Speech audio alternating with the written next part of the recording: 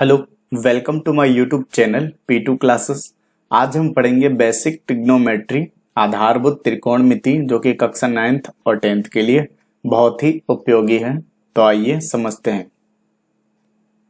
तो सबसे पहले हम जानते हैं ट्रिग्नोमेट्री, त्रिकोणमिति क्या होता है। तो त्रिकोणमिति जो है मतलब कि ट्रिग्नोमेट्री, इसका शाब्दिक अर्थ होता है त्रिभुजों का मापन। तो त्रिभुजों का मापन को ही हम त्रिकोणमिति कहते हैं। और त्रिभुजों के मापन में भी हम यहाँ पर केवल समकोण त्रिभुज का ही बात करेंगे। ठीक है, तो किस तरह के त्रिभुजों का मापन करते हैं हम त्रिकोणमिति में? समकोण त्रिभुज का।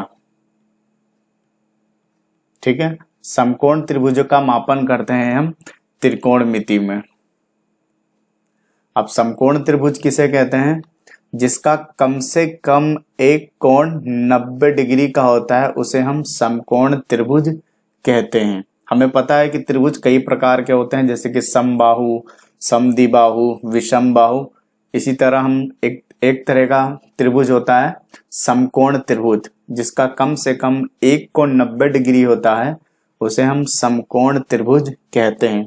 जैसे कि माना कि हमारे पास एक त्रिभुज है ए बी सी। ठीक है, जिसका बी जो है कोण वो कितना है? 90 डिग्री है, इसीलिए ये समकोण त्रिभुज है। तो समकोण त्रिभुज मतलब जिसका कम से कम एक कोण 90 डिग्री का होता है, उसे हम समकोण त्रिभुज कहते हैं।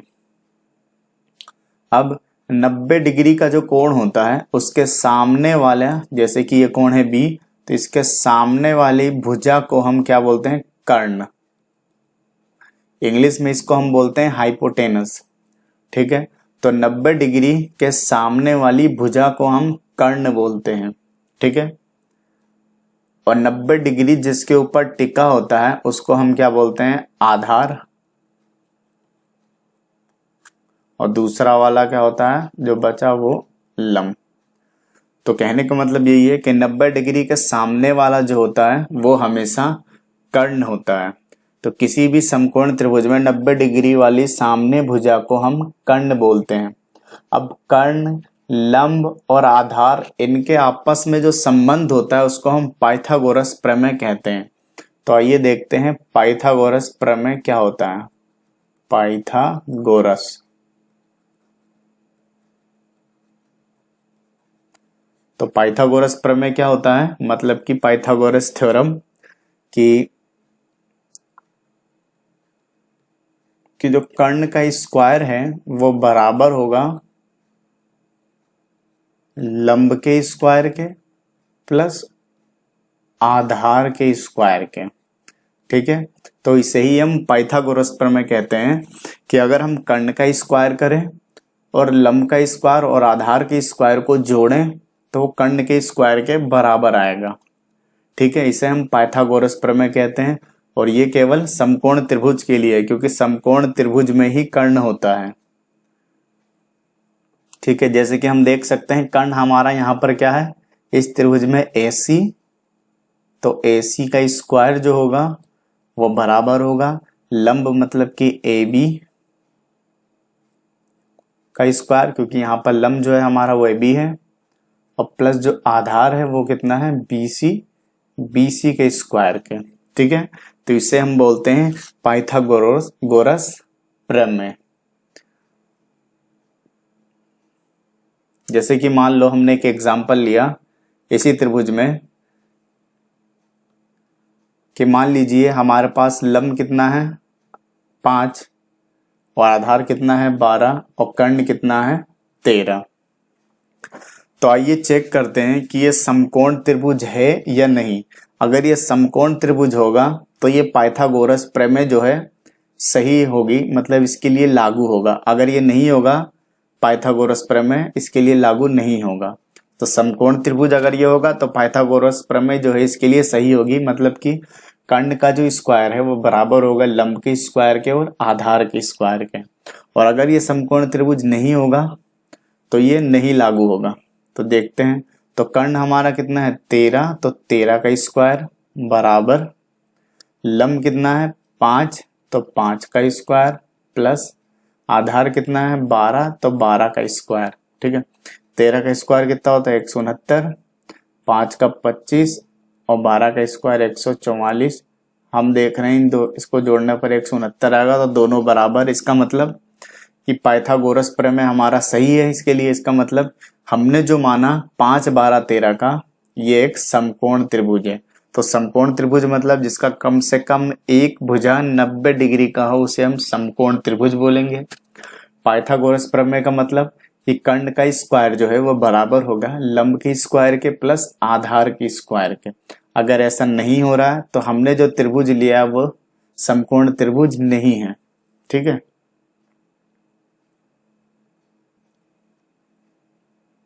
तो आइए देखते हैं त्रिकोणमितीय अनुपात। तो माना कि दोबारा से कि हमारे पास ABC जो है एक समकोण त्रिभुज है जिसका जो B एंगल है कोण वो 90 डिग्री है। इसका मतलब ये समकोण त्रिभुज है। तो इसके सामने वाला क्या होगा, कर्ण होगा, ठीक है। और बाकी जो बचे जिनमें से एक तो आधार होगा और एक जो दूसरा होगा वो लंब होगा, ठीक है। तो त्रिकोणमितीय अनुपात हम किसे कहते हैं कि त्रिभुज की जब तीनों भुजाओं मतलब लंब, आधार और कर्ण को आपस में जब अनुपात लिया जाता है तो उस अनुपात को ही हम त्रिकोणमितीय अनुपात कहते हैं। जैसे कि मान लो हमने अनुपात लिया है किसका, लंब का और कर्ण का, तो लंब और कर्ण के अनुपात को हम क्या बोलते हैं, साइन, ठीक है। इसी तरह मान लो हमने अनुपात लिया है आधार और कर्ण का, तो आधार और कर्ण के अनुपात को ही हम क्या बोलते हैं, कोस, ठीक है। इसी तरह मान लो हमने अनुपात लिया है लंब और आधार का, तो लंब और आधार के अनुपात को ही हम क्या बोलते हैं, टेन। तो त्रिकोणमितीय अनुपात का मतलब कि जब त्रिभुज की तीनों भुजाओं को आपस में जब अनुपात में लिया जाता है तो उसे ही हम त्रिकोणमितीय अनुपात कहते हैं। तो क्या देखा हमने कि जो साइन है वो लंब बटा कर्ण के बराबर होता है, कोस जो है आधार बटा कर्ण के बराबर होता है और जो टेन है वो लंब बटा आधार के बराबर होता है। तो आइए इसको याद करने का एक तरीका देख लेते हैं। तो माना कि हमारे पास एक शब्द है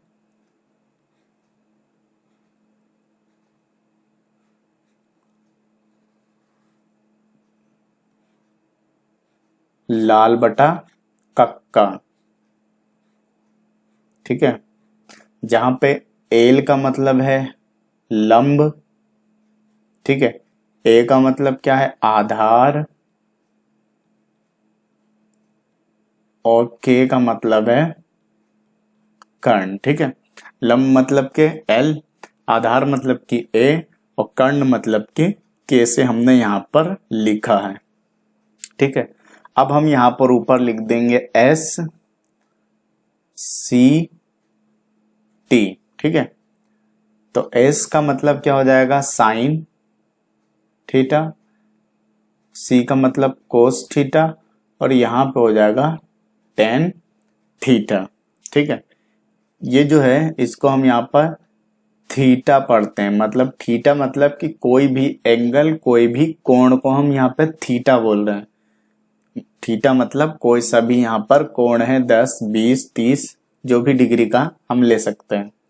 तो हम यहाँ पर क्या देख रहे हैं कि जो साइन थीटा है, साइन थीटा वो किसके बराबर है, एल बटा के। तो साइन थीटा बराबर लंब बटा कर्ण, ठीक है। इसी तरह हम देख पा रहे हैं कि कोस थीटा जो है वो बराबर है आधार बटा कर्ण के। तो कोस थीटा बराबर आधार बटा कर्ण और इसी तरह टेन थीटा बराबर लंब बटा आधार। इसी तरह हम ये याद रखेंगे कि टेन का उल्टा जो होता है उसको हम क्या बोलते हैं, कोट। तो कोट थीटा, कोस जो है उसका उल्टा जो होता है उसको हम बोलते हैं सेक थीटा और जो साइन है उसका उल्टा जो होता है वो होता है कोसेक थीटा, ठीक है।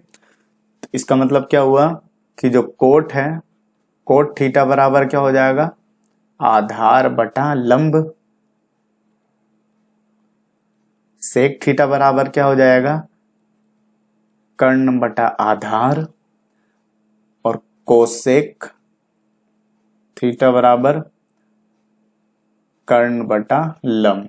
ठीक है, तो हम जब भी हमें ये याद होना चाहिए कि साइन थीटा जो है वो लंब बटा कर्ण के बराबर होता है, कोस थीटा जो है आधार बटा कर्ण, टेन थीटा जो है लंब बटा आधार, कोट थीटा जो है आधार बटा लंब, सेक थीटा जो है कर्ण बटा आधार, और कोसेक थीटा जो है कर्ण बटा लंब क्या होता है। साथ ही हमें यह भी याद होना चाहिए कि जो साइन है वो किसका उल्टा होता है, कोसेक का।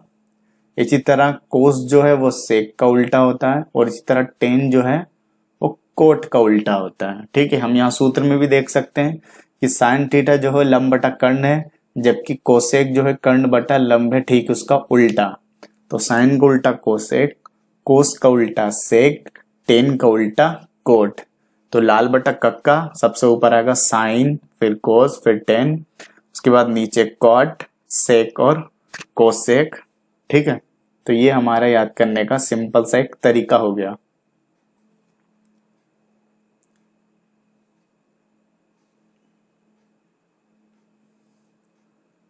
अब जैसा कि हम जानते हैं कि साइन थीटा जो है, तो थीटा यहां पर कोई सा भी एंगल हो सकता है। तो अगर जैसे कि साइन थीटा की जगह मान लो 0 डिग्री हो, तो हम ये याद रखेंगे कि साइन 0 डिग्री का मान जो होता है वो 0 होता है।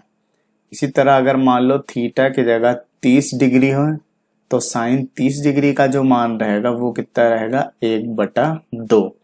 इसी तरह मान लो साइन 45, तो साइन 45 का मान कितना रहेगा, 1/√2।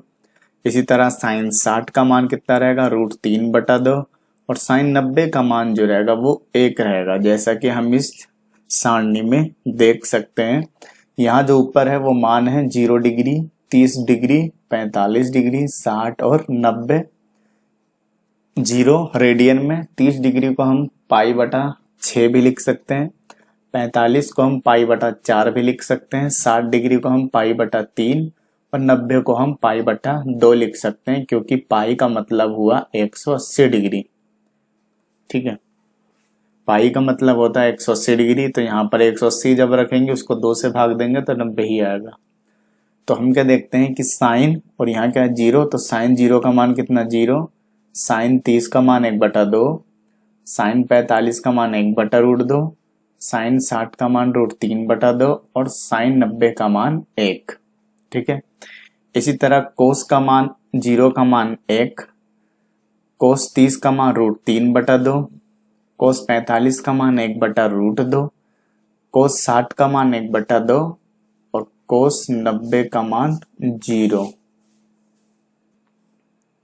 तो हम क्या देख पा रहे हैं यहाँ पर कि जो साइन डिग्री का मान है, 0 डिग्री का मान है, वही कोस 90 का मान है। ठीक है, जो साइन 30 का मान है वही कोस 60 का मान है। जैसे कि हम यहाँ देख रहे हैं कि यहाँ पर साइन 30 का मान 1/2 है, जबकि यहाँ पर कोस 60 का मान 1/2 है। इसी तरह साइन 45 का मान 1/√2, तो कोस 45 का मान भी 1/√2, और जो साइन 60 का मान है वही कोस 30 का मान है। इसका मतलब कि साइन का मान जो 0 से 90 की तरफ है, वही मान कोस के लिए 90 से 0 की तरफ होता है। ठीक है, अब बात करते हैं टेन का। तो टेन 0 का मान 0, टेन 30 का मान 1/√3, 45 का मान 1, टेन 60 का मान √3 और टेन 90 का मान इनफाइनाइट। इसको इनफाइनाइट बोलते हैं, मतलब कि अनंत। ठीक है, इसी तरह कोट 0 का मान अनंत, इनफाइनाइट। कोट 30 का मान जो है वो √3, कोट 45 का मान 1, कोट 60 का मान 1/√3 और कोट 90 का मान 0 डिग्री। अब यहाँ जो हम टेन और कोट में देख रहे हैं, यहाँ भी वही देख रहे हैं कि जो टेन 0 का मान है वही कोट 90 का मान है, जो टेन 30 का मान है वही कोट 60 का मान है, और टेन 45 दोनों में सेम है। जो टेन 60 का मान है वही कोट 30 का मान है, और जो tan 90 का मान है वही cot 0 का मान है। ठीक है, इसका मतलब जो tan में इधर बढ़ता क्रम है 0 से 90 की तरफ, वही cot में 90 से 0 की तरफ है। ठीक है, अब बात करते हैं sec और cosec। तो sec 0 का मान 1, sec 30 का मान 2/√3, 45 का मान √2, sec 60 का मान 2, 90 का मान इनफाइनाइट, और cosec में ठीक उसका उल्टा होगा। जो 90 था वो यहाँ 0 बन गया, और जो sec 60 था वो cosec 30 बन गया, और 45 का मान दोनों के लिए सेम। ठीक है, और जो sec 30 का मान था वही cosec 60 का मान है, और जो cosec 0 का मान है वही cosec 1 का मान है। ठीक है, तो हम यहाँ पर कुछ और सूत्र याद रख सकते हैं, जैसे कि हमें पता है कि tan थीटा जो होता है वो बराबर होता है sin थीटा बटा cos थीटा के। ठीक है, तो यहाँ पर भी अगर हमें केवल साइन का मान याद हो 0, 1/2, 1/√2, √3/2 और 1, तो कोस के मान के लिए हम उसका उल्टा मान लिख देंगे। ठीक है, तो साइन के मान से हमने कोस का मान लिख दिया, अब बचा tan का मान।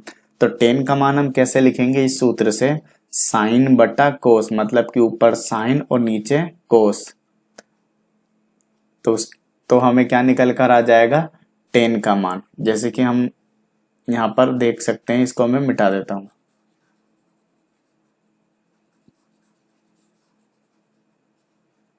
ठीक है, जैसे कि मान लो मुझे tan 0 का मान निकालना है, tan 0 डिग्री।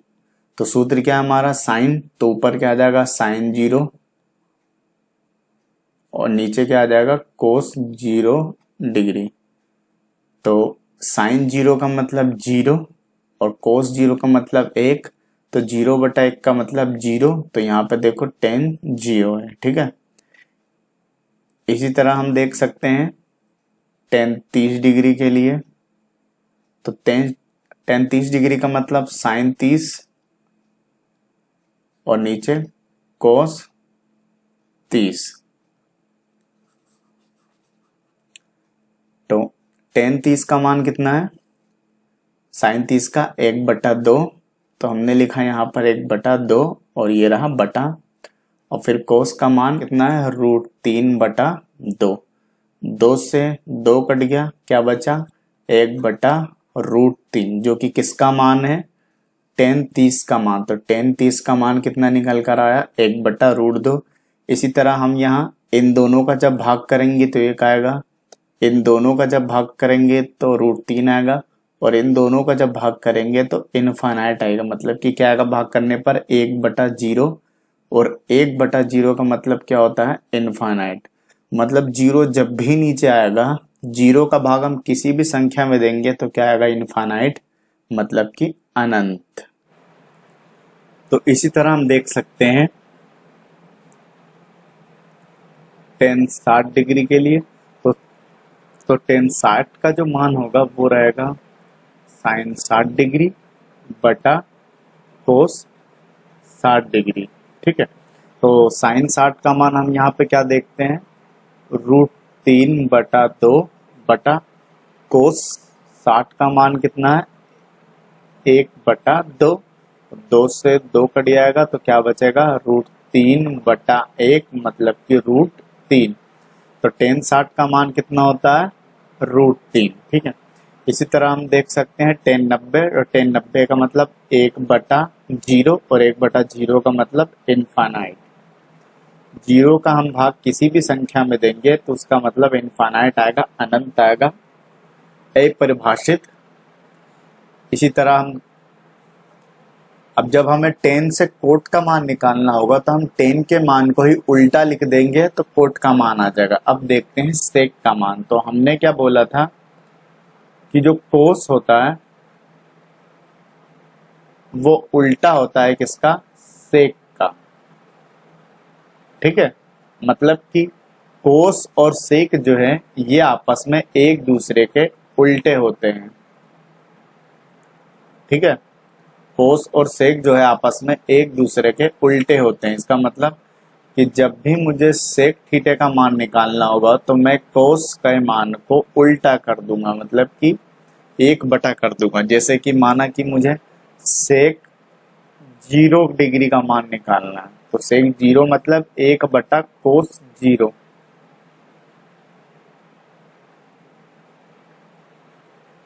सेक 0 डिग्री मतलब 1 बटा कोस 0। तो एक ऐसे कैसे, और कोस 0 का मान कितना होता है हमारे लिए 1, तो 1/1 का मतलब 1, तो कोस 0 का मान कितना हो गया 1। ठीक है। इसी तरीके से मान लो हमें मान निकालना है सेक 30 डिग्री का, तो सेक 30 डिग्री बराबर 1/कोस 30, और कोस 30 एक ऐसे कैसे, और कोस 30 का मान कितना √3/2, तो √3/2, और ये 2 ऊपर चल जाएगा तो आंसर कितना आ जाएगा 2/√3। तो सेक का मान 2/√3। इसी तरह हम देख सकते हैं सेक 45, तो सेक 45 का मान कितना होगा 1/कोस 45। ठीक है, एक ऐसे कैसे, और कोस का मान 45 का मान 1/√2, और √2 ऊपर चल जाएगा तो कोस सेक 45 का मान कितना आ जाएगा √2।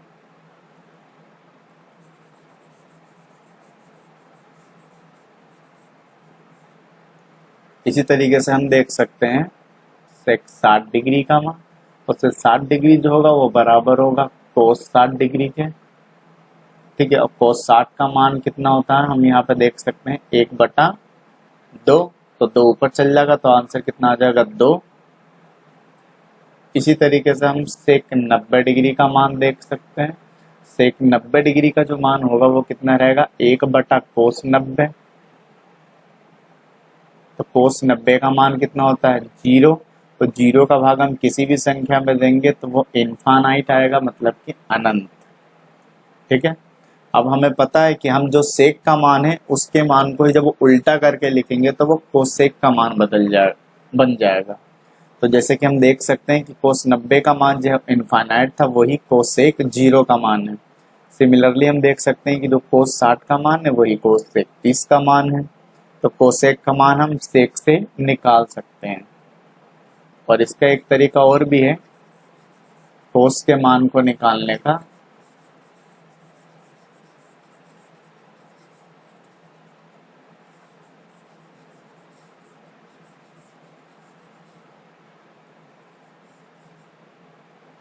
हमने देखा यहाँ पर कि कोसेक जो है वो उल्टा होता है साइन थीटा के। इसका मतलब कि हम अगर साइन के मान को उल्टा करके लिख देंगे तो वही कोसेक का मान बन जाएगा। तो जैसे कि माना कि हमें कोसेक 0 डिग्री का मान देखना, तो वो क्या होगा 1/साइन 0 डिग्री। तो एक ऐसे कैसे हो, साइन 0 का मान कितना है 0, तो 1/0 का मतलब इनफाइनाइट, तो कोसेक 0 का मान इनफाइनाइट। इसी तरह कोसेक 30 डिग्री, तो कोसेक 30 डिग्री का मतलब 1/साइन 30 डिग्री, और साइन 30 डिग्री तो एक ऐसे कैसे हो, साइन 30 डिग्री का मान हम देख सकते हैं 1/2, तो 1/2 इसको उल्टा करके लिखेंगे तो 2, तो 2 सही है। इसी तरह हम देख सकते हैं कोसेक 45, तो कोसेक 45 का मतलब 1/साइन 45, तो एक ऐसे कैसे हो, साइन 45 का मान 1/√2, ये 2√2 ऊपर चल जाएगा तो आंसर कितना आएगा √2। इसी तरीके से कोसेक 60, का मतलब 1/साइन 60 डिग्री, और साइन 60 का मान कितना होता है एक ऐसे कैसे √3/2, तो 2 ऊपर चल गया, नीचे कितना बचा √3। इसी तरीके से हम देख सकते हैं कोसेक 90, का मतलब 1/साइन 90 डिग्री, ऐसे कैसे एक ऐसे कैसे साइन 90 का मान 1/1 का मतलब 1, तो कोसेक का मान। तो इस तरह हम सभी मानों को ऐसे करके समझ सकते हैं, लेकिन हमें इन मानों को याद करना है, और कम से कम साइन कोस और टेन का मान तो याद होना ही चाहिए। बाकी इन मानों को हम एक दूसरे से उल्टा करके याद कर सकते हैं। जो कि आराम से धीरे धीरे आप जब सवालों को प्रैक्टिस करेंगे तो आराम से ये याद हो जाएंगे।